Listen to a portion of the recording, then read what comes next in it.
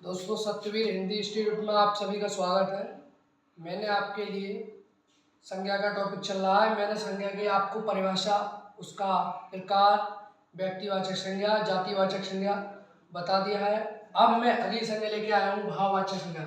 मैं इसे बताने से पहले आपके लिए व्यक्तिवाचक और जातिवाचक का पुनः रिवीजन कराना चाहता हूँ। व्यक्तिवाचक संज्ञा का मतलब होता है जो दुनिया में विशेष अकेली चीज हो, उसके लिए व्यक्तिवाचक संज्ञा कहते हैं।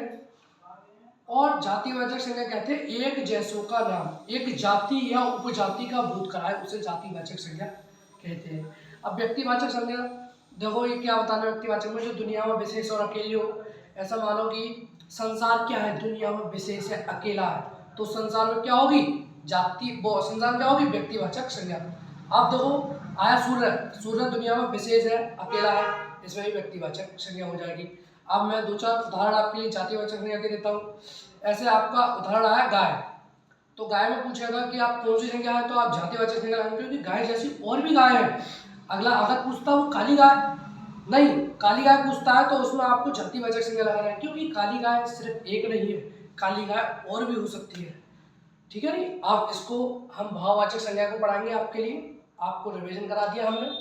अब देखिए भाववाचक संज्ञा। ये भाववाचक संज्ञा की परिभाषा देखियो, वह संज्ञा जो भाव, गुण, दोष, अवस्था आदि को दर्शाती है, भाववाचक संज्ञा कहती है।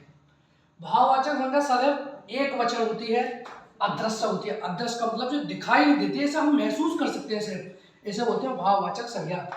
अब देखो भाववाचक संज्ञा की एक ट्रिक देखो, जिसे प्लेट में नहीं रखा जा सकता या परोसा नहीं जा सकता। जैसे कि अब मैंने बोला था कि भाव, गुण, दोष, अवस्था आदि को दर्शाती है।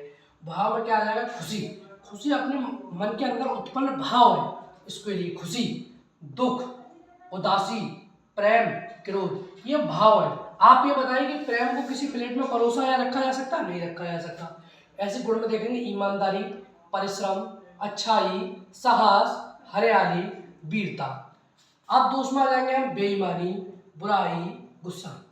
अवस्था में क्या है, यौवन, बुढ़ापा, गरीबी, जवानी, अमीरी, दूरी।